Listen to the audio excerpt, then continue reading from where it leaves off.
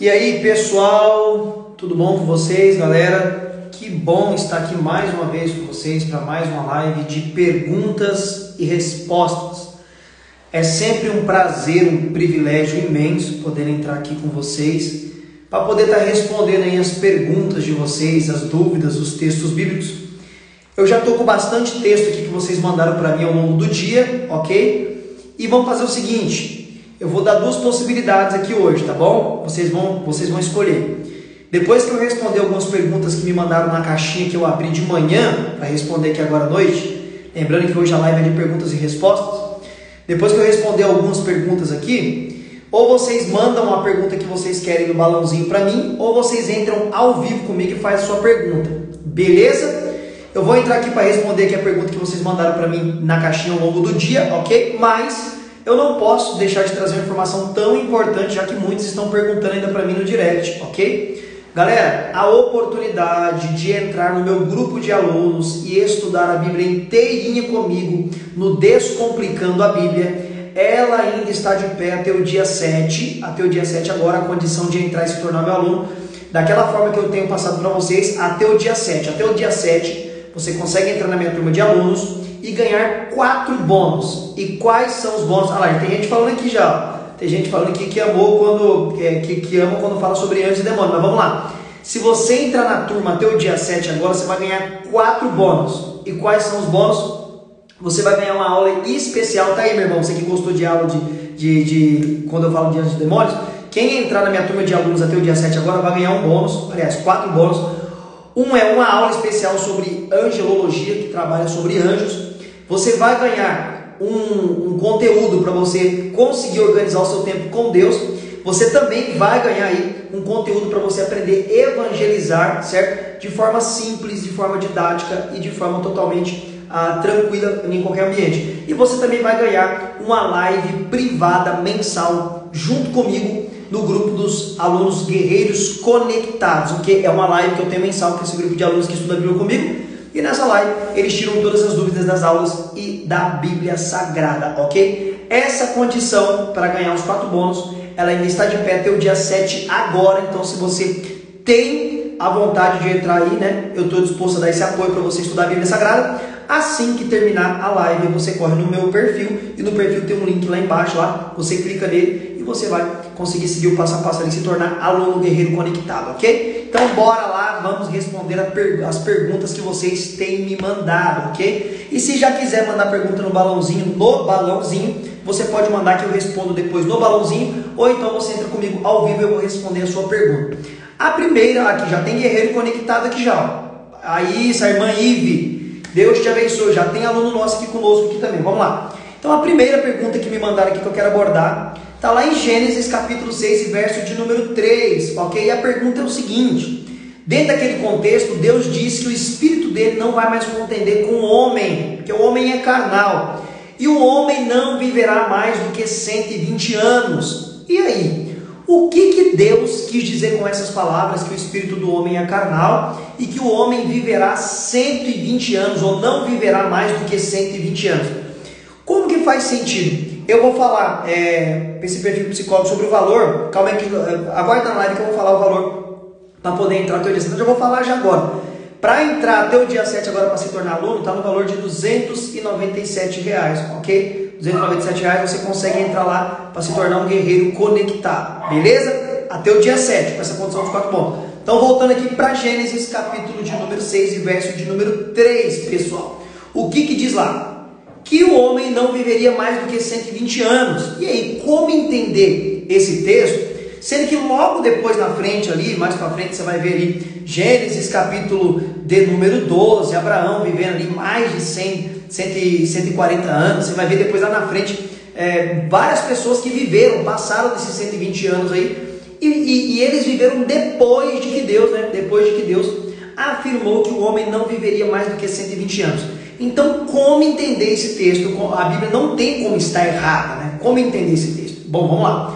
Eu entendo que a melhor interpretação para Gênesis 6:3 é entender ela dentro do seu contexto. Ali naquele contexto, logo no começo, diz que: e viram os filhos de Deus, que as filhas dos homens eram formosas e tomaram para si mulheres, E vai ter uma grande briga teológica aí que daria uma live completa sobre isso. Se esses filhos dos homens eram anjos, era a descendência de Sete, eram grandes conquistadores, eram grandes guerreiros da época. Tem essas quatro posições, ou era apenas mito, né, mitologia. Mas o que acontece ali na verdade é o seguinte, que o homem se degradou a tal nível que Deus não suportava mais o homem sobre a face da terra, e é neste contexto aí que vai surgir o patriarca Noé, ok? Então, eu entendo que esse texto em especial, que o homem não viverá mais do que 120 anos, ele pode ter um duplo cumprimento. Em que sentido? Apesar que o contexto imediato, tudo leva a entender que o período,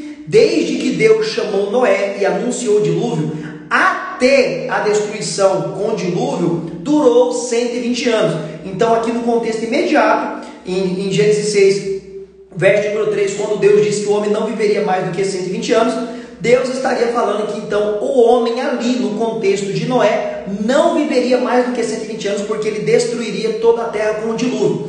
Isso aqui se aplica ao contexto imediato do texto, Gênesis 6, verso número 3. Mas tem alguns intérpretes da Bíblia, alguns professores, alguns teólogos, que aplicam aqui nesse texto aquilo que nós chamamos de sensus plenior. O que significaria o sensus plenior? Sensus plenior é um termo técnico da teologia, que para trocar em miúdos, né, para todo mundo entender, significa o quê? Um cumprimento mais pleno de uma profecia. Então, neste sentido, teria dois cumprimentos, essas palavras de Deus aqui. Quais seriam os cumprimentos?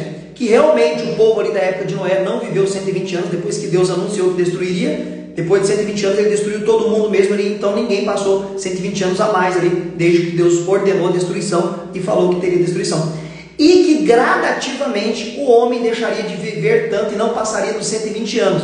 Apesar que até hoje tem alguns relatos aí de homens e mulheres que viveram até mais de 120 anos. Então fica meio difícil também colocar essa posição teológica aí, mas alguns entendem assim. Mas no contexto imediato, eu entendo que isso daqui se cumpriu na geração de Noé. O homem não viveu mais do que 120 anos depois de que Deus anunciou o dilúvio para Noé, ok? Eu não anotei aqui o nome do irmão que me mandou essa pergunta, mas muito obrigado por essa pergunta.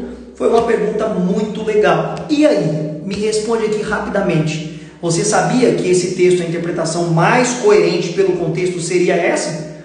Que isso aqui estava prescrito para os homens que eram contemporâneos na época de Noé? Ou você achou que isso daí era a idade do homem, né? Que Deus não deixaria o homem viver mais do que 120 anos? Se for interpretar assim, teremos problemas, porque logo depois, lá em Gênesis 12, você vai ver o patriarca Abraão vivendo muito mais do que 120 anos. Você vai ver depois, ao longo da história, homens que viveram mais do que 120 anos. E aí? Você sabia dessa interpretação? Manda aqui para mim. Se você já conhecia essa interpretação aqui, do homem viver 120 anos. E aí, sabia ou não? Mande aqui, vamos lá. Enquanto você vai mandando aqui se você sabia ou não, e se você também gostou da interpretação, talvez você nunca tenha ouvido e tenha gostado dessa interpretação, tenha sido satisfatória para você. Eu quero abordar aqui uma das perguntas que mais me mandaram mesmo na caixinha aqui que eu abri durante o dia. A pergunta que mais mandaram para mim, pessoal, foi para falar sobre o dízimo. Sempre é a mais pedida, sempre é a mais comentada, né? Sempre é a mais aquela que o povo quer saber. Ó, tem o pessoal comentando aqui que não conhecia essa interpretação, gostou bastante da interpretação, que legal, legal. Isso aqui, pessoal, é interessante que eu já, nas aulas que eu tenho com os meus alunos, os Guerreiros Conectados, eu sempre passo, quando nós fazemos a exposição da Bíblia inteira, esse curso que eu falei para vocês logo no início da live, é uma exposição completa, pessoal, completa da Bíblia inteira, desde o primeiro capítulo de Gênesis até o capítulo 22 de Apocalipse. Nós trazemos a exposição completa da Bíblia, e esses textos de difícil interpretação eu já trago com essas interpretações ou com as melhores interpretações, ok? Eu sempre jogo nas aulas as melhores interpretações para textos de difícil interpretação. Eu vou responder mais uma aqui, pessoal, sobre o que vocês mandaram sobre dízimo. E se você quer que eu responda a sua dúvida bíblica, manda ela para mim no balãozinho aqui, por favor. Lembra que eu falei do balãozinho? Manda a sua dúvida aqui no balãozinho aqui para mim. Aqui embaixo você vai ver um balãozinho aqui do lado aqui com interrogação. Você pode clicar ali e mandar a sua dúvida bíblica, que depois eu vou ler aqui também. Vou intercalar com a que mandaram para mim durante o dia e com a que vocês vão mandar aqui para mim agora. E depois, se alguém quiser entrar comigo aqui ao vivo fazer uma pergunta, eu vou te receber aqui ao vivo. Então vamos lá. A pergunta foi o seguinte: dízimo é obrigação hoje? E aí? É obrigatoriedade entregar o dízimo hoje na igreja? como que nós lidamos hoje com o dízimo no Novo Testamento. Primeiro, deixa eu fazer uma construção aqui para vocês, galera. O que é o dízimo? Quando foi ordenado a entrega do dízimo e para quem que era ordenada a entrega do dízimo? Dízimo, ele precede, ou seja, ele vem antes da lei de Moisés. Muitos querem dizer, não, o dízimo é lei. Está prescrito na lei também? Tá. Mas ele vem antes da lei, porque diz lá em Gênesis que Abraão pagou dízimo a Melquisedeque. Diz também em Gênesis que Jacó falou com Deus que ele fosse em paz para a terra dos seus parentes, do seu tio Labão, e voltasse em paz e Deus o abençoasse, e ele daria o dízimo de tudo. Primeiro de tudo, o que significa a palavra dízimo? A palavra dízimo significa a 10ª parte de uma porção. Então tem toda uma porção grande, você tira a 10ª parte dessa porção grande, isso seria o dízimo. E lembrando também, pontuando, que o dízimo no Velho e no Novo Testamento, aí põe aí 95% era alimento, era plantação e era colheita. Poucas eram as pessoas que tinham moeda de troca, geralmente comerciantes ou quem mexia com comércio, que tinha dízimo em dinheiro, certo? Na época de Jesus, para ofertar dízimo no templo, tinha que ter o shekel do templo, que era uma moeda específica do templo, que você trocava na entrada do templo ali com os cambistas, naquele lugar ali que Jesus Cristo expulsou a todo mundo com a azorra, um chicote de 12 tiras de couro, tá? Então, isso era o dízimo, a 10ª parte de uma porção, e na maioria das vezes era de grãos, de colheita, de cereal e algumas vezes de animais, ok? Então guarda isso na cabeça. Então, antes da lei de Moisés, Abraão e Jacó falou sobre o dízimo, então já existia essa entrega voluntária. Lembrando, pessoal, isso daqui é muito importante, pessoal. Essas entregas, tanto dízimo quanto oferta, sempre é voluntária. Os textos são claros. O coração que se mover voluntariamente é quando você quer contribuir, quando você quer dar. Oferta e dízimo não tem obrigatoriedade de impor em você que você tem que entregar sem sua vontade. Se você não quiser, você não vai entregar, né? Ou não entregar, enfim, se você interpretar que hoje não é preciso ou não, enfim, vou comentar sobre isso também. Então, o dízimo, ele entra dentro da lei como obrigatoriedade para o povo hebreu, para os judeus. Por quê? Vamos lembrar lá. Quando está estabelecidas as 12 tribos de Israel, os 12 filhos de Jacó, e lá no deserto, quando eles estão subindo para Canaã, Deus ordena a construção do tabernáculo, aí Deus vai pedir uma oferta. Aí você vai ver essa oferta lá para o lado, diz Êxodo capítulo 20 a 25, vai ter alguma coisa falando sobre a oferta, depois Êxodo 34, novamente falando sobre a oferta para a construção do tabernáculo. Quando construiu o tabernáculo, Deus separou a família de Arão, os descendentes de Arão, para servirem como sacerdotes, certo? Aqueles que trabalhariam como sacerdotes. E Deus, ali antes deles entrar na terra prometida, já começa a ter ali as divisões de terra, já lá na frente, já perto da entrada, já começa a querer dividir as terras, e depois quando entra, continua a divisão das terras para as tribos. E Deus diz que a tribo de Levi, que é os descendentes de Arão, ali a casa de Arão, eles não teriam possessão de terra, eles não teriam uma localidade, né, um lugar para a tribo de Judá, aliás, para a tribo de Levi, perdão, não teria um lugar para a tribo de Levi. Deus disse que a tribo de Levi teria Deus como herança. Eles são uma tribo sacerdotal, ou seja, todos os levitas, homens, trabalhariam, eles iriam trabalhar no tabernáculo e depois no templo.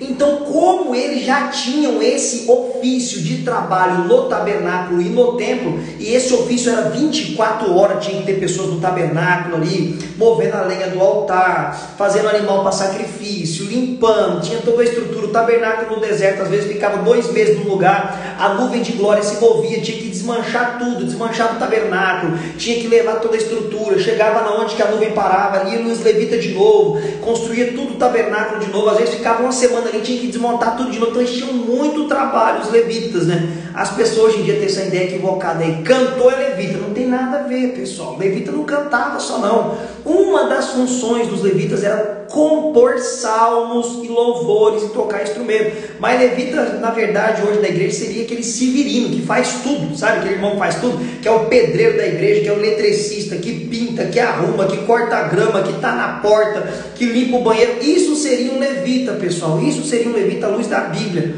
Então os levitas tinham muito trabalho, não não tinham como trabalhar e sustentar a família, porque o trabalho era todo no tabernáculo. Então Deus ordenou o quê? Que uma porção do dízimo fosse entregue para os levitas, para sustento deles, para eles comerem, para eles sobreviver, para eles cuidar da família deles. Então, por isso que para o povo hebreu, para os judeus, era ordenança, porque se eles não entregassem o dízimo, o sacerdote ia morrer, os levitas iam passar fome, porque Deus tinha estipulado isso, que eles iriam sobreviver com uma porção do dízimo entregue no santuário, no tabernáculo, para os sacerdotes e os levitas, pessoal.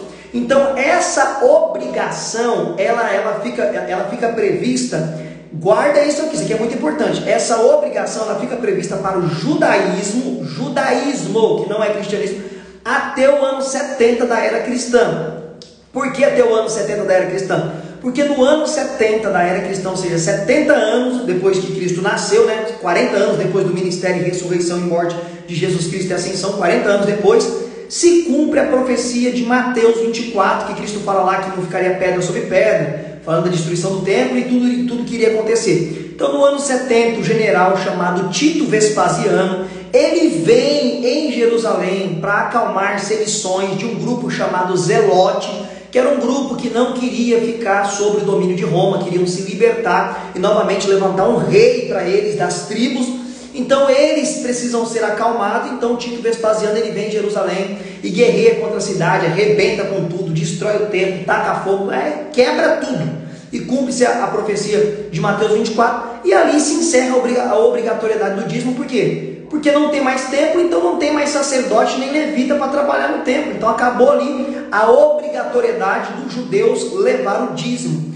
Para a igreja de Cristo, graça, que não tem nada a ver com o judaísmo, veio do judaísmo, mas não tem nada a ver com o judaísmo, a não ser o único Deus que nós sabemos que é o Deus de Abraão, Isaac e Jacó. Para a igreja não tem ordenança, não tem essa ordenança de trazer o dízimo como obrigatoriedade, porque na verdade a maioria dos nossos pastores não vive da contribuição da igreja. E eu sou muito favorável os pastores viverem sim de sustento da igreja. Por que eu falo isso? Eu não sou pastor. Primeiro que eu não sou pastor, eu não pastorei igreja, tá, pessoal? Eu não pastorei ninguém, eu não pastorei igreja. Na verdade, eu acabo pastoreando o meu grupo de alunos que está comigo todo dia, eu ensino Bíblia para eles. Mas eu não tenho uma igreja ali que eu sou pastor, uma igreja constituição, placa, prédio. Eu congrego, tá, pessoal? Às vezes nessas falas que eu falo aqui as pessoas pensam que eu sou desigrejado. Nada disso, eu congrego, eu tenho um pastor sobre mim, enfim, eu posso falar isso em outro momento. Mas o que acontece?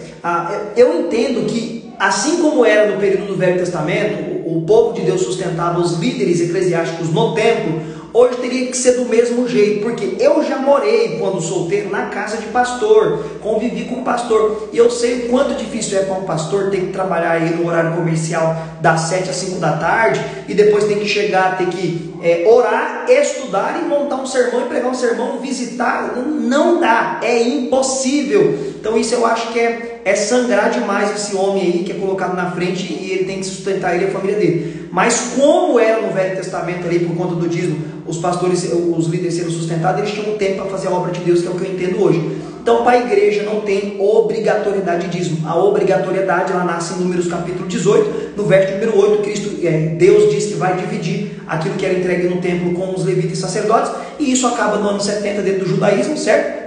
E para a igreja hoje é colocado o dízimo aí, pessoal, como algo que deu certo para o povo hebreu. Como é um sistema que deu certo para manter o templo, manter toda a obra de Deus ali, então a igreja pegou emprestado esse modelo aí do dízimo e é previsto até hoje. Eu concordo sim com contribuições. Eu tenho uma certa relutância com o dízimo hoje ensinado na igreja, o dízimo judeu, o dízimo do povo hebreu. Eu tenho uma certa relutância, mas eu entendo sim que tem que ter contribuições, sim. Eu contribuo também, porque eu entendo que é necessário. O governo estadual, federal, municipal não vai mandar R$1 para a igreja para pagar a conta de água, de luz e nem para trabalhar nas obras sociais da igreja. Tem muita gente que não sabe, com o dinheiro que entra na igreja, contribuições, paga-se aluguel de membros que estão desempregados, compra remédio, paga água, paga luz, compra cesta básica, enfim. Então eu entendo que tem que ter contribuição sim, mas não é obrigatório para a igreja o dízimo. Ponto final, você não vai achar isso no Novo Testamento, ok? Balãozinho aqui, vamos te responder um do balãozinho aqui, deixa eu ver aqui do balãozinho. Então vamos lá, balãozinho, tá aqui. Nosso irmão Mateus, quem eram os Nefilins? Nefilim do hebraico significa caídos. A palavra e o termo do hebraico Nefilins, o Nefilins, significa caído. Esses são citados em Gênesis 6, como eu já falei aqui como eu falei aqui como eu falei aqui na live de hoje, eles são citados em Gênesis 6. E este é o nome dado para a junção que tem desses filhos de Deus com as filhas dos homens. O termo que é empregado para eles, Nefilins, que do hebraico significa caído, que alguns entendem que são os gigantes, que seriam gigantes realmente em estatura, homens de alta estatura, que seriam um ser híbrido, porque tem uma boa parcela de teólogos que entende que em Gênesis 6, esses filhos de Deus são anjos que tiveram relações sexuais com mulheres e nasceram esses Nefilim, que significa caído a palavra, e foram gigantes em estatura, ok, Mateus? Então os Nefilim seriam essa prole aí, né? Ou esse filho, seria esse ser que nasceu da junção desses filhos de Deus com as filhas dos homens, dentro dessa interpretação que entende aí que os filhos de Deus, aí, os Benai Elohim, filhos de Deus, seria os anjos que se revestiram de carne, vieram como homem e coabitaram com as mulheres, ok? Eu espero ter respondido aí, Mateus, de forma satisfatória. Esse é um tema fascinante também, que desperta muito interesse dos meus alunos, eles gostam muito. Quando falar sobre anjo é fascinante, porque isso não é muito ensinado e trabalhado em nossas igrejas, né, pessoal? Muito pouco é ensinado e trabalhado em nossas igrejas, falar sobre anjos. Ainda tem bastante aqui no balãozinho, vou responder mais um do balãozinho, depois eu volto para aquelas que vocês me mandou aqui, tá bom? Espera aí, vamos lá. Top essa pergunta aqui. Vamos lá. Pergunta de Neto. Não é Neto, não apareceu o nome aqui não. Você quer o Neto. Vamos lá. Jacó lutou com Deus e viu Deus face a face. João, verso 1, verso 18 diz que ninguém jamais viu Deus. Como explicar isso? Essa é uma pergunta inteligente. Vamos lá, pessoal. Veja que interessante. O apóstolo Filipe, ele olha para Jesus Cristo e diz assim: Senhor, nos mostra o Pai. O que Jesus responde para ele? Ô Filipe, há tanto tempo eu estou com você e você pergunta, mostra-nos o Pai. O que ele quis dizer com isso? Eu sou o Pai, eu sou Deus, Deus encarnado em homem, né? Deus que se revestiu de carne. Então, pessoal, essa citação aqui de João, ela é claríssima. Ninguém viu Deus no seu ser espiritual, ninguém viu, tanto que lá em Isaías capítulo 6, os serafins, que são anjos ali, que estão ali perante a glória de Deus no trono, adorando Ele, né? Desde a eternidade passada, os serafins estão lá, santo, santo, do hebraico, Kadosh, Kadosh, Kadosh, é o Senhor dos exércitos, está lá, bradando. Nem eles, em toda a sua santidade, eles veem Deus, eles tampam os olhos para ver Deus, tampam os pés em reverência à santidade de Deus. Então, quando o texto diz que ninguém viu a Deus, é neste sentido. Ele no trono, na sua glória, ninguém viu ele, senão o Filho, só o Filho viu ele. Mas nós vimos Deus no Filho. Então, aqui no livro aqui de Gênesis, aí no vale de Jaboque, quando Jacó disputa com este anjo, que nós entendemos que é Deus, nós chamamos isso daí de cristofania. E o que é uma cristofania? Uma aparição de Jesus Cristo no Velho Testamento em forma de anjo ou homem, certo? Seria isso daí que nós entendemos que aconteceu no Velho Testamento, que é esse anjo do Senhor, que se proclama como Deus, que aceita adoração. Esse mesmo anjo vai aparecer lá para Abraão, quando os 3 anjos aparecem para Abraão, 2 vai para Sodoma e Gomorra e um fica conversando com Abraão. Nós entendemos que aquele que fica conversando com Abraão seria o próprio Cristo, ou o próprio Deus, porque Cristo é Deus, certo? E também lá no livro de no livro de Josué, certo? Aquele anjo que aparece com a espada desembainhada lá, e aí Josué pergunta, tu és um dos nossos ou é um dos nossos inimigos? E ele diz assim, como pergunta quem sou eu, visto que eu sou maravilhoso? E diz o texto que Josué adora este anjo, e anjo não recebe adoração a não ser este anjo do Senhor, que nós entendemos que é o próprio Deus. Lá em Apocalipse capítulo 22, lá quando João quer adorar o anjo que lhe mostra as revelações, o anjo repreende João e fala, levanta, não adora eu não, adora Deus, porque eu sou conservo seus e dos seus irmãos, os profetas. Então, este anjo em especial é uma aparição de Cristo no Velho Testamento, que seria o próprio Deus. Então, quando ele via revestido como homem, via ele que ele via como um homem. Depois que, se ele não se manifestasse como sendo o próprio Senhor, ninguém saberia. Tanto que as pessoas depois relatavam que recebiam anjos, depois que entendia que era anjo, porque o anjo não apareceu, oi, eu sou um anjo, tudo bem, eu sou um anjo, a não ser Gabriel, que se proclama como aquele que assiste perante Deus, certo? Fora isso daí, você não vai ver anjo aparecendo e falar, oi, tudo bem, eu sou um anjo, Deus me mandou aqui. Não, você não vai ver. Então eu entendo que assim, essa eu acho que é a melhor interpretação para essa sua pergunta, tá bom? Vamos lá, agora eu vou responder uma pergunta que me mandaram aqui, depois eu volto pro balãozinho, porque o pessoal também mandou na caixinha aqui, ok? Ô pessoal, se vocês quiserem compartilhar a live para mais pessoas ver, fica à vontade também, eu não sou muito de pedir isso, né? Eu já vi em bastante live, pessoal, compartilhei para alcançar mais pessoas. Se vocês quiserem compartilhar, então, se alcançar mais pessoas, melhor, né? O tema é a palavra de Deus, vamos lá. Me perguntaram aqui na caixinha, né? Existe maldição hereditária? E aí, agora eu quero perguntar para vocês. Existe maldição hereditária? O que vocês pensam sobre maldição hereditária? Manda aqui para mim, aqui, por favor, aqui, ó. Manda nos comentários aqui. Existe maldição hereditária? Você crê em maldição hereditária? O que seria maldição hereditária, né? Que geralmente, o movimento neopentecostal bate muito na tecla da maldição hereditária, né? Fazem campanhas aí para derrubar a maldição hereditária, faz tudo isso daí, né? Movimento pentecostal tem um ou outro que acredita em maldição hereditária, né? Mas não tem muito. Movimento reformado não acredita em maldição hereditária, mas e aí? Já respondeu aqui que não crê em maldição hereditária. E aí? Você acredita em maldição hereditária, sim ou não? Vamos lá. Geralmente, pessoal, quem acredita em maldição hereditária, eles gostam de se basear no livro do Êxodo, capítulo 20, verso de número 5. O que acontece ali? Deus diz que aqueles que não são obedientes a eles, Deus visitará com juízo de maldição até a terceira e quarta geração. Como então entender esse texto, sendo que o próprio Deus está dizendo aqui que vai visitar com juízo de maldição até a terceira e a quarta geração daqueles que aborrecem Ele, daqueles que não temem a Ele, daqueles que não querem Ele, são contra Ele. À sombra desse texto, ou à luz desse texto, é impossível levantar a existência de uma possível maldição hereditária. A maldição hereditária é mais ou menos aquilo, né?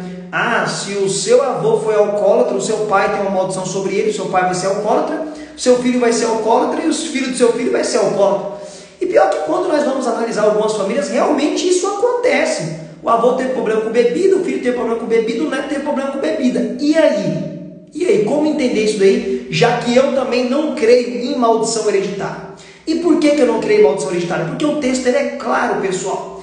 Se o filho não se arrepender e tornar a Deus, aqui é uma ordenança para os filhos, Deus visitaria com juízo de maldição, castigo. Lembre que aqui daqui a pouco, no capítulo 20, capítulo 27, 28, 29, vai começar as bênçãos e as maldições aqui no livro do Êxodo, ok? Então, o que é entendido aqui? Se o meu pai não servia a Deus, claro que o juízo de Deus estava sobre ele. E o juízo tem a ver com maldição, porque quem não está com Deus está debaixo de maldição. Claro, maldição aí que vai vir aí sobre todo o juízo, sobre a terra dos homens, certo?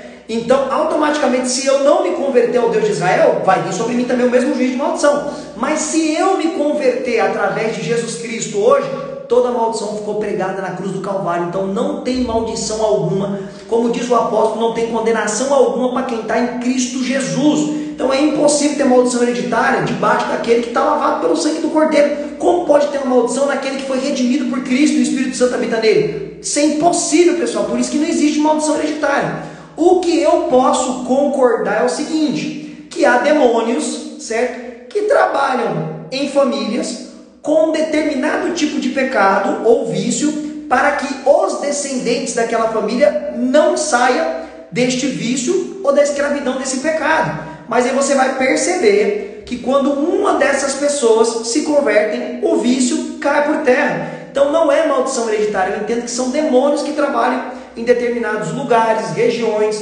países, certo? E famílias. Exemplo bíblico, pessoal. Lá no livro de Daniel, você vai ver lá que quando Gabriel vem trazer a interpretação das semanas do Messias, 70 semanas do Messias, Gabriel vem trazer a interpretação para Daniel, teve um anjo lá, um demônio chamado Príncipe da Pérsia, porque os demônios não perdem a natureza angelical, ele não deixou Gabriel passar, e ele tomava conta da Pérsia inteira. Era o Príncipe da Pérsia, um demônio poderosíssimo, que não deixou o anjo Gabriel, o anjo de Deus, passar. E aí Gabriel disse que teve que chamar Miguel para abrir caminho, tá entendendo? Lá no Evangelho, lá você vai ver Jesus Cristo chegando na terra dos Gadarenos, os demônios que estavam endemoniados lá, diz para Deus, Jesus não mandar eles para fora daquelas regiões. Então tem demônios que eles são locais, né? são de determinados locais, né? Determinadas regiões, e trabalham com um certo tipo de pecado, né? Ou um certo tipo de vício. Você vê na Bahia muito forte, lá o que é muito forte na Bahia? O espiritismo, feitiçaria. São demônios que trabalham nessa estrutura aí, levando o povo para o ocultismo, para a feitiçaria, para todo esse lado negro aí, mal. Você vai lá em São Paulo, na Cracolândia, são demônios que trabalham para a pessoa ficar no vício. Você vai em lugares de grande prostituição, como tem também em São Paulo, acho que não sei se é na Augusta, tem por lá de Campinas, que não é uma cidade muito longe aqui da minha, já passou a ter reportagem na televisão, Itatinga, esses lugares, não sei, enfim, grandes índices de prostituição. Você vai ver que são demônios que trabalham para isso. Muitos pastores que viajam lá pro lado do Oriente Médio, né? Eu espero em Deus ter essa oportunidade. Era para mim esse ano, mas não vai dar. Ano que vem, com a graça de Deus, eu estou lá para aqueles lados, lá, a estudo para Jerusalém. E diz que quando passa na janela chamada 1040 ali, que é perto da região ali da Índia, da África, diz que você sente uma opressão muito grande por conta dos demônios que trabalham naquela região ali, que tem muita idolatria, tem muita feitiçaria, você está entendendo? Então nisso eu acredito, demônios que trabalham em famílias, para que as pessoas daquela família permaneçam num determinado tipo de vício ou pecado. Mas maldição hereditária não. Mas quando um dessa família, dessa descendência, se converte, entendeu? Se converte em Jesus, acabou. O demônio ele tem que sair, ele não permanece, ok? Então não existe maldição hereditária. Vamos para o balãozinho, depois eu volto para responder mais uma aqui, ok? Vamos lá. Vamos lá. Deixa eu ver aqui. Vamos lá, essa daqui, essa é uma pergunta legal. E aí, paz do Senhor, é preciso ungir com óleo um irmão que está enfermo? Tem uma ordenância dessa pelo apóstolo, né? Que os presbíteros da igreja unja com óleo o enfermo. E o detalhe é clássico do texto, a oração da fé, não é o óleo, a oração da fé salvará o enfermo, o doente, ou seja, não tem poder no óleo. Então, por que o óleo, já que o óleo não tem poder sobre o enfermo? Bom, tem uma possível interpretação. Alguns intérpretes entendem que essa citação do apóstolo de usar óleo para ungir seria óleo medicinal, seria um óleo ali que era tratado algumas doenças com óleo também de azeite, pessoal. E por que eles se baseiam nisso, né? Só a oração não seria o suficiente. Você vai ver na Bíblia inteira, pessoal, às vezes Deus se valendo de remédios naturais também para exercer o seu milagre. Não que ele precise disso. Às vezes Deus usa a didática do homem, nós chamamos isso às vezes de aculturação. Deus usa alguma coisa da cultura, do cotidiano ou do dia a dia para exercer algum milagre, alguma coisa. Você vai ver Cristo passando barro nos olhos, isso também tinha a ver ali com a cultura da época. Você vai ver Cristo usando saliva, que também tinha a ver com a cultura da época. A saliva tem grande poder de cicatrização, mas o milagre está no poder dele. Mas ele fazia isso também porque estava ligado à cultura deles. Você vai ver o apóstolo Paulo aconselhando Timóteo a tomar um pouquinho de vinho com água para as dores no estômago. Cultura medicinal da época. Você vai ver o rei Ezequias lá, quando Deus lhe dá mais 15 anos de vida, ele faz unguento de pastas de figo para colocar nas suas enfermidades, medicina da época. Você está entendendo? Então eu entendo que tem também esse fundo aí cultural que possivelmente possa ser um óleo medicinal, mas o texto deixa claro que seria a oração da fé que curaria o enfermo, ok? Pessoal, rapidamente, eu tenho mais muitas perguntas para responder aqui no balãozinho também, segura aí, só dando mais uma pincelada do que eu falei no começo da live. Agora tem um pessoal aqui que ficou e tá parado aqui, o pessoal não vai sair. Galera, só lembrando a oportunidade para entrar no meu grupo de alunos, os Guerreiros Conectados, e estudar a Bíblia inteirinha comigo, do primeiro capítulo de Gênesis ao capítulo 22 de Apocalipse, ainda está de pé, pessoal, está de pé a condição que eu trouxe para vocês até o dia 7. Essa condição especial, você vai ganhar 4 bônus se você entrar para se tornar aluno Guerreiro Conectado, estudar a Bíblia inteirinha comigo. Você vai ganhar 4 bônus. E quais são os bônus? Você vai ganhar uma aula especial sobre angelologia, sobre anjos. Você vai ganhar um conteúdo para você conseguir organizar o seu tempo com Deus. Você vai ganhar também mais um material excepcional para você aprender a evangelizar de forma simples e tranquila em qualquer lugar. E você vai entrar no grupo dos Guerreiros Conectados, que vai ter uma live mensal comigo privado, uma live como essa, mas privada, que só os alunos entram para fazer qualquer pergunta da Bíblia e das aulas. E lembrando, pessoal, estudar a palavra de Deus a sério. Olha aqui, ó, a palavra do nosso Senhor. Estudar ela a sério é você se aproximar mais do seu Redentor, é você realmente viver mais a verdade do Evangelho, você conseguir ter constância com Deus, conseguir ter mais uma vida de oração, de intimidade.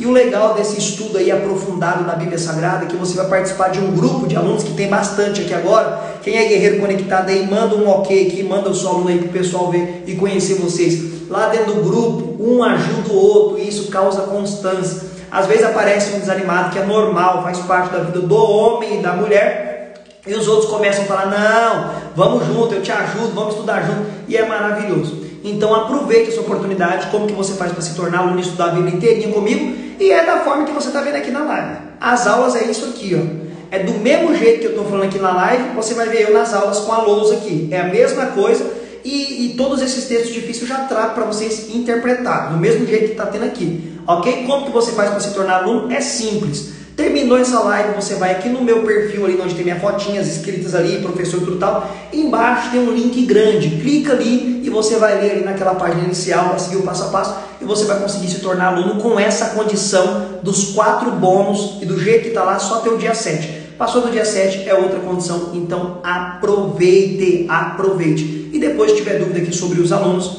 e sobre o curso, eu falo com vocês no final. Segura aí, que eu tenho muita coisa aqui boa para falar com vocês ainda hoje, tá? Outra pergunta que me mandaram, já que eu vou ler do balãozinho, você quer mandar uma pergunta para mim, manda aqui no balãozinho, manda aqui no balãozinho, eu vou ler mais uma pergunta aqui. Quem é o dragão e a mulher de Apocalipse, capítulo de número 12? Nossa, tá frio, mas agora que esquentou. Quem é o dragão e a mulher de Apocalipse, capítulo de número 12? Bom, o dragão fica mais do que claro que ali em Apocalipse 12 é o diabo, Satanás. E a mulher, quem é a mulher? Bom, tem algumas interpretações.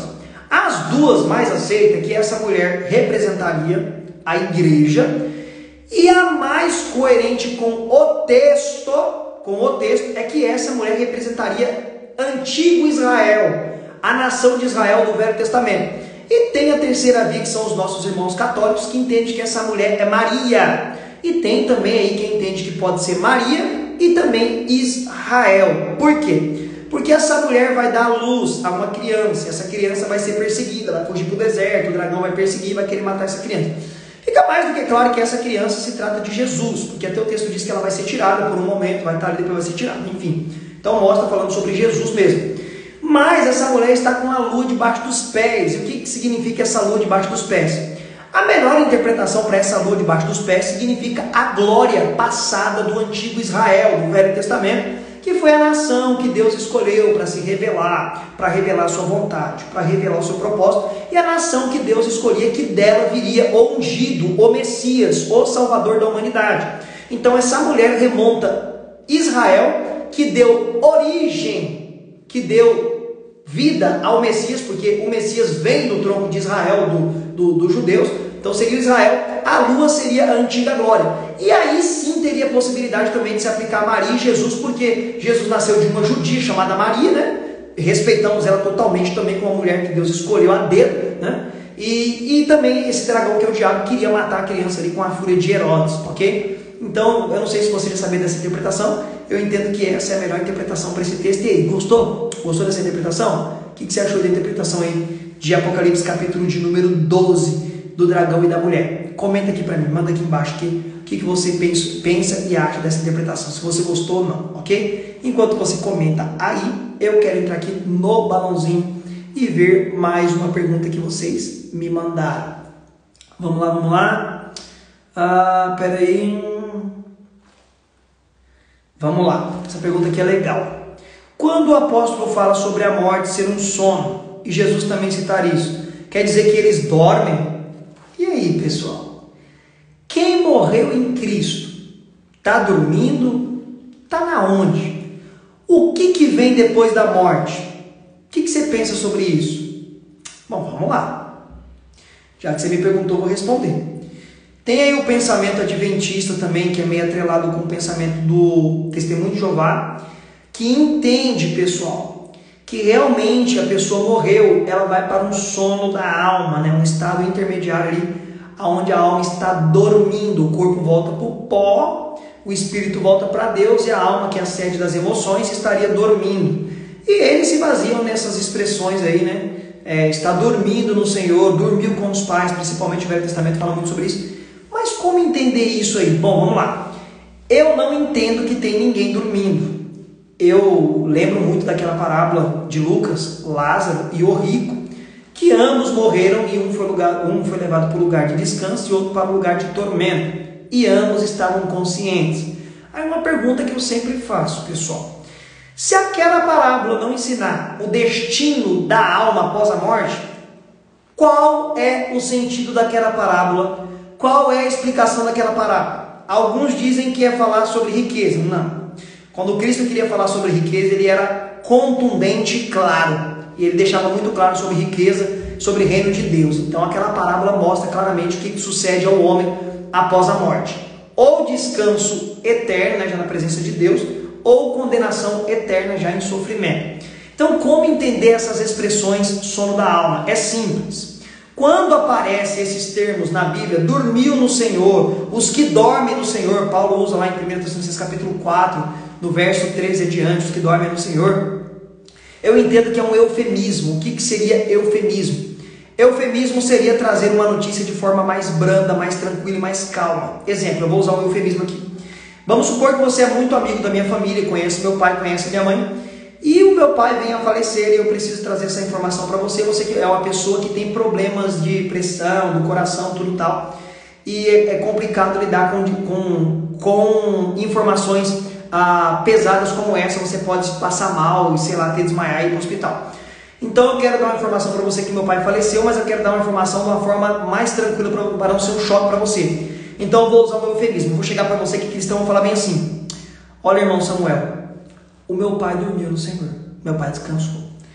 Automaticamente você entendeu que meu pai morreu. Seria a mesma coisa eu chegar e falar assim: o meu pai morreu, Samuel. Só que você não pode receber essa informação. Se você tem problema e eu quero entregar ela de uma forma mais simples e tranquila, então eu uso um eufemismo. Eu olho para você falando o seguinte: ó, meu pai dormiu no Senhor. Você entendeu que ele morreu, só que eu usei um eufemismo. É isso que acontece na Bíblia, pessoal. Não tem ninguém dormindo. O próprio apóstolo Paulo fala na carta aos Filipenses que é muito melhor morrer para estar com Cristo. Ele sabia que logo depois da morte ele estaria com Cristo. Quando esteve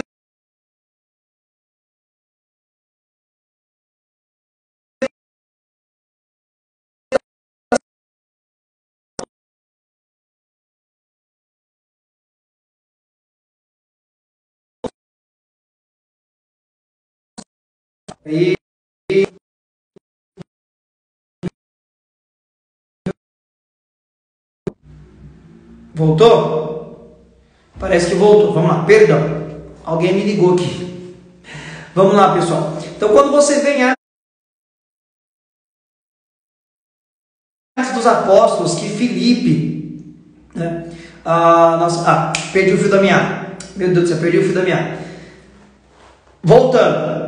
A ligação me atrapalhou, perdão. Voltando. Então, o sono da alma não tem como ser uma verdade, porque na carta aos Filipenses, Paulo fala que é muito melhor morrer para estar com Cristo.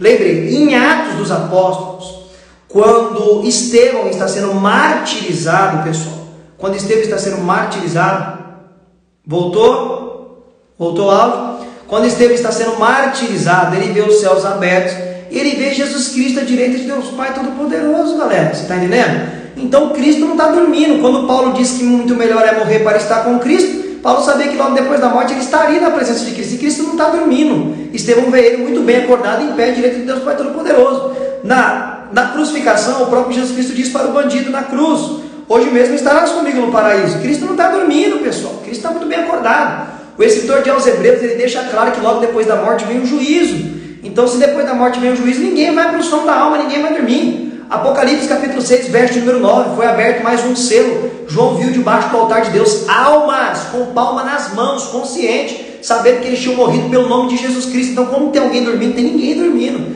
Isso daí é um eufemismo. O que é eufemismo? Uma notícia trágica, trazendo ela de uma forma mais branda, mais calma. Ok? E aí, gostou dessa explicação? Gostou dessa explicação aí? Já tinha ouvido essa explicação, pessoal? Tinha ouvido sim ou não? Tinha dado uma travada na live porque alguém me ligou bem aqui agora. Eu esqueci de desligar aqui os dados móveis. Me perdoe. Ao vivo é assim mesmo. Enquanto vocês vão respondendo aqui, eu tenho aqui mais uma pergunta bem legal aqui para comentar com vocês, que é essa daqui que me mandaram.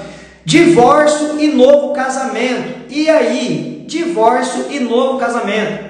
Pode se divorciar e casar de novo? Bom, Sobre divórcio, não há sombra de dúvidas que a Bíblia traz algumas cláusulas para divórcio. Tem algumas ressalvas aí para divórcio que eu posso até comentar aqui. O grande problema é o novo casamento. A Bíblia não fala nada se pode ou se não pode ter um novo casamento. Então vamos às cláusulas para um divórcio. Primeiro, Mateus capítulo 19, em caso de imoralidade sexual, porneia ali do grego, né? Seria aí adultério. Então qualquer tipo de relação sexual fora do casamento seria um álibi, né? Um álibi não, né? Seria uma justificativa para o divórcio, claro, na Bíblia. Mas o próprio Cristo diz que essa não é a intenção de Deus. Deus, a intenção dele é que haja reconciliação e haja um perdão realmente mútuo e essas pessoas continuem convivendo junto, porque o plano de Deus é que um homem se una à sua mulher e vá com ela aí até o final, ok? Ou até a eternidade. Alguns pensam que na eternidade também, na Nova Jerusalém, continua o plano família. Eu posso falar isso também em uma outra live, ok? Então a primeira cláusula seria imoralidade sexual, adultério. A pessoa estaria livre para casar de novo. Aí vai ter outro embate, quem que pode casar? O que traiu ou o que foi traído, ou vice-versa. E aí vai ter teólogos que pensam que ambos podem casar de novo, e aí vai ter vários desdobramentos. Tem outros que pensam que no caso de adultério, só quem foi traído que pode casar, quem traiu não pode casar de novo.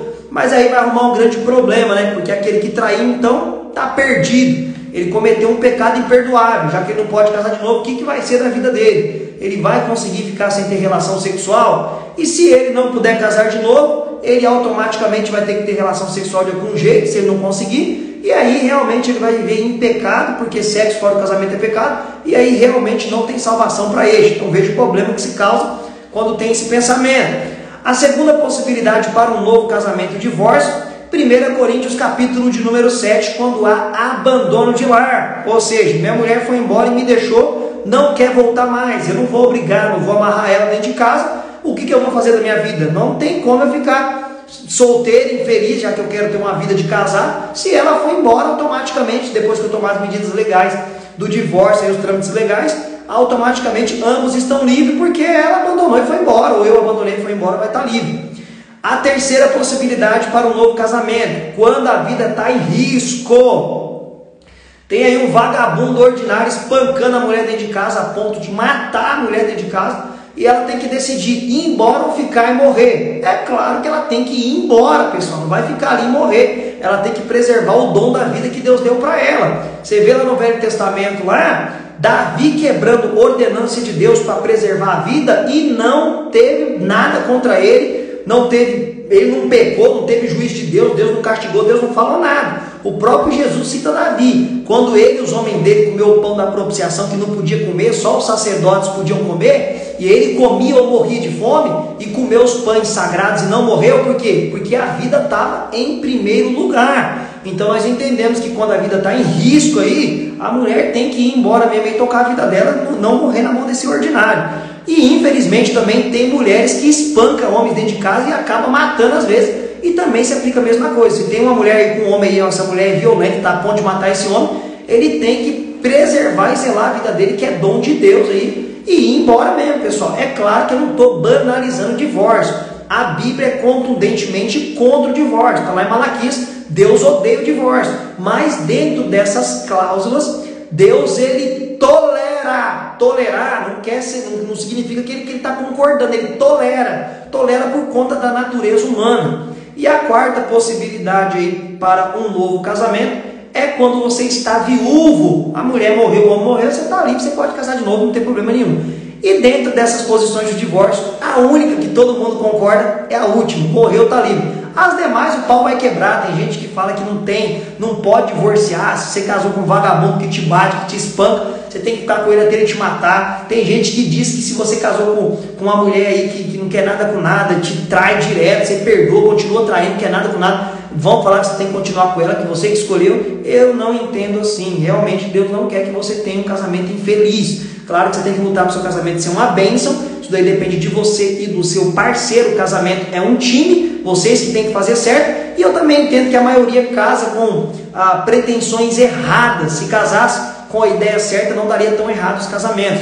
A maioria casa para ser feliz, porque todo mundo quer ser feliz. Mas na verdade o pensamento de quem está casando deveria ser esse: eu vou casar para fazer a minha mulher feliz e a minha mulher casar comigo para me fazer feliz. Porque se eu caso para fazer ela feliz e ela casa para fazer eu feliz, automaticamente nós lutaremos para ser felizes juntos. E aí, sim, a felicidade virá com a graça de Cristo Jesus. É isso aí que eu entendo sobre o divórcio, ok? E eu sei que tem muita gente aqui que vai concordar com o que eu falei, como tem gente que vai discordar totalmente, e isso é normal, pessoal.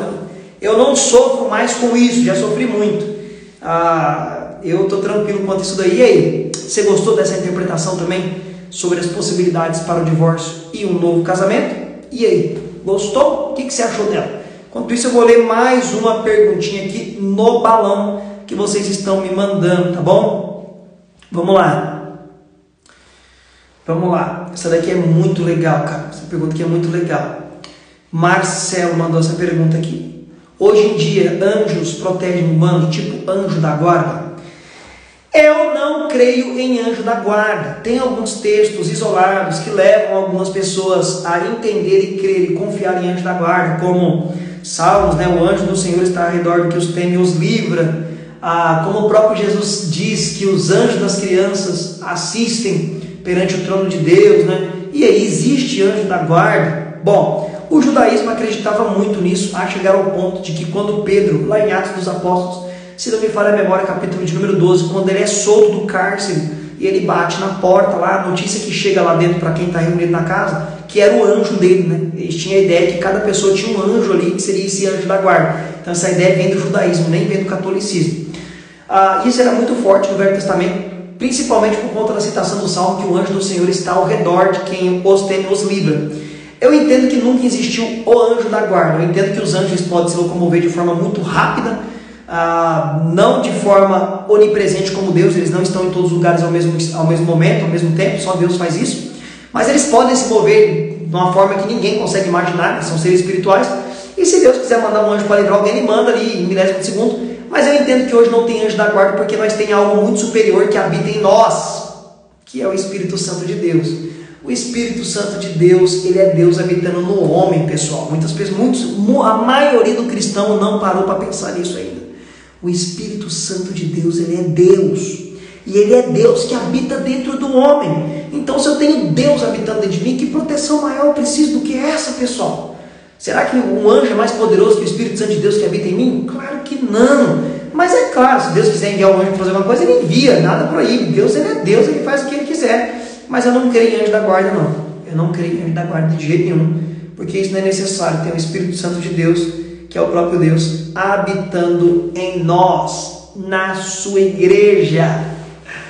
Ai, pessoal, que maravilha, como é gostoso passar esse tempo com vocês aqui. Vocês não sabem o quanto eu amo falar de Bíblia, falar de interpretação, falar das coisas do reino. Isso é o que me fascina, me dá ânimo, é a minha alegria, me dá entusiasmo, me dá vida, me dá vigor. Ainda mais quando tem uma galerinha assim que nem vocês que está aqui, ó. A live bateu para cima de 50 aqui, foi de 50 a 60, então a maioria está aqui desde o começo. E gente, eu entendo, na noite de quinta-feira, às 8h20 da noite, você ficar aqui 1 hora ouvindo um professor falar de Bíblia, eu não tenho sombra de dúvida que o Espírito Santo, ele se move em você, ele age na sua vida, e ele envolve todo o seu ser, porque só Deus para segurar uma pessoa 1 hora na frente do celular ouvindo falar de Bíblia. Só Deus, pessoal. A maioria fica vendo aí vídeos aí que não agregam em nada, não traz nada para a vida dela, só tontice, só bobeira, só enganação, só coisas que alimentam a carne, né, o ego, né? E você ficar aqui toda 1 hora que ouvindo a palavra de Deus, não tem outra explicação, é o Espírito Santo de Deus movendo você. Amém? Bom, pessoal, tem muito mais pergunta, não dá, tem mais ali, que no balãozinho aqui tem mais de 50, não dá para responder tudo, eu preciso aqui de 15 horas de live com vocês, eu acho que não responderia tudo. Mas, vamos lá, quero mais uma vez reforçar o convite para você, pessoal. Isso que eu trago aqui para vocês nas lives de perguntas e respostas não é 0,5% de tudo que eu entrego para vocês nas aulas do Descomplicando a Bíblia. Por que esse termo, Descomplicando a Bíblia? Por isso mesmo aqui, ó, porque muito texto é de difícil interpretação, pessoal, e nós, professores, já trazemos para vocês, através desse apoio de estudar conosco, Já trazemos para vocês esses textos de forma simples, de forma descomplicada, já trazendo para vocês do jeito que eu estou trazendo aqui, para vocês conseguirem ler e entender a Bíblia, porque eu sei o quanto que é difícil, já passei por isso, e enfim, é complicado. Então tá de pé ainda a oportunidade para vocês, pessoal. Ainda tem vagas, aproveite, porque muitos vieram atrás quando estava fechado as vagas, e agora já conseguiram, entraram para a turma, já está na turma. Então aproveite, as vagas vão até o dia 7 agora, pessoal, com os 4 bônus, pessoal. Segura aí que eu vou responder mais, tá? 4 bônus. E quais são os 4 bônus, pessoal? Vai ter uma aula exclusiva de anjos, vai ter um conteúdo para você conseguir organizar o seu tempo para orar, para estudar, que a maioria não consegue ter tempo. Eu não tenho tempo. Vai ter um conteúdo para você aprender a evangelizar de forma didática e simples, assim como eu falo aqui nas lives. E também você vai fazer parte de um grupo exclusivo chamado os Guerreiros Conectados, que tem bastante deles aqui, que eu vi aqui, que apareceu, que até falou, eu sou guerreiro. E dentro desse grupo aí você vai estudar a Bíblia inteirinha conosco e participar de uma live privada. Todo mês você vai ter uma live privada comigo para tirar todas as suas dúvidas. E lembrando, pessoal, aí já tem Guerreiro Conectado falando aqui, ó. Lembrando que você estuda as aulas comigo de forma simples e tranquila, e todas as suas dúvidas das aulas você tira em um grupo dos Guerreiros Conectados pelo Telegram, ok? Pessoal, olha lá, tem bastante Guerreiro Conectado aqui. Tem alguma dúvida sobre como entrar na turma, como que é para fazer parte do grupo de alunos? Tem alguma dúvida? Se você tiver alguma dúvida, manda aqui para mim agora lá. Eu sou uma guerreira conectada. Daisy, né? Daisy, acho que é isso mesmo, né? Daisy. Tem bastante gente aí, ó. Lisa. Galera, tem alguma dúvida sobre o grupo, como entrar? Como entrar é simples, vamos lá. Se você quer participar da turma dos Guerreiros Conectados, para se aproximar mais de Deus, para ter uma vida mais constante no estudo da Palavra de Deus e conseguir compreender a Bíblia Sagrada com esse apoio que eu estou dando a vocês, você vai no meu perfil, vai ter um link lá embaixo, você vai clicar naquele link ali e você vai seguir o passo a passo, lá vai ter tudo certinho, muito simples, como você se tornar aluno, e você pode começar a estudar hoje ainda. Entrou para o grupo, se inscreveu, está fazendo parte do Guerreiro Conectado, já são liberadas para vocês imediatamente as aulas e você já vai cair lá no grupo automaticamente do Telegram dos Guerreiros Conectados. Também sou muito feliz, guerreira conectada, tá cheio de aluno aqui e isso é maravilhoso. Bom, tem alguma dúvida? Se não tem dúvida de como entrar no grupo, como que é o grupo e sobre nada, se está tudo tranquilo, não perca mais tempo e corre lá, porque tem vagas até o dia 7, não perca essa oportunidade. Eu quero orar por você, você ficou aqui até agora, lá, gostei, amém. Vim convidado pela minha amiga que está aqui, Ive. Que bênção, obrigado por ter convidado sua amiga. E vem para a turma também então, minha querida irmã. Vem para a turma, vamos estudar a Bíblia Sagrada. Eu sou, o que mais tem aqui é aluno, glória a Deus. Vou entrar no seu grupo. Edilene, vai ser um prazer, minha irmã. Corre aqui depois da live, clica lá e hoje mesmo você começa a estudar e fazer parte do grupo dos Guerreiros Conectados. Pessoal, já que pelo que eu estou vendo não tem... nossa irmã também falou que vai entrar, que veio a convite da irmã Ive, também vai entrar para estudar. Nossa irmã Adriana está amando estudar. Maravilha. Que isso, minha irmã? Keline, acho que é isso mesmo. Vai ser um prazer ter você como aluna. Gostei muito, amém. Pessoal de Cuiabá assistindo. Deus abençoe. Pessoal, já que não tem dúvida, como entrar na turma é simples, correr lá no meu perfil, clicar no link, você já consegue rapidamente se tornar aluno e estudar hoje mesmo. Eu quero orar pela sua vida e pela sua família. Josi, Deus abençoe. Josi ama as aulas, isso é uma bênção. Então vamos lá, eu quero orar pela sua vida. Senhor nosso Deus, graças eu te dou pela vida do meu irmão, da minha irmã, que está aqui neste momento, Senhor Deus, participando desta live comigo, ó Deus de Israel. Bendito seja o seu nome pela vida de cada um deles, que eu não tenho sombra de dúvidas que foi o seu Santo Espírito que direcionou eles e trouxe eles até aqui para passar todo esse tempo, todo esse período, falando sobre o livro sagrado, sobre a sua palavra, sobre o seu reino e se apaixonando mais pela sua palavra, Senhor Deus, e pelo Evangelho. Deus, que Cristo Jesus nos ajude a sermos melhores cristãos que amamos a sua palavra e pregamos o verdadeiro e genuíno Evangelho. Que o Santo Espírito desperte homens e mulheres, Senhor Deus, que estão aqui agora para estudarem a sério a palavra de Deus, Deus, para serem melhores cristãos, melhores maridos, filhos, esposos, esposas e filhas e homens que trabalham na sua obra, na sua seara. Pai, no nome de Jesus Cristo, eu abençoo a cada um, Senhor Deus, que está assistindo esse conteúdo, com todas as bênçãos que o Senhor Jesus Cristo alcançou, confirmou, conquistou e decretou nos laços da cruz do Calvário. Seja abençoado em o nome de Jesus. Amém. E graças a Deus. Um beijo no coração de cada um de vocês e até a próxima com a graça de Cristo Jesus. E não perca tempo, venha se tornar um guerreiro conectado. O link está no meu perfil e eu te aguardo para as nossas aulas. Até mais, pessoal.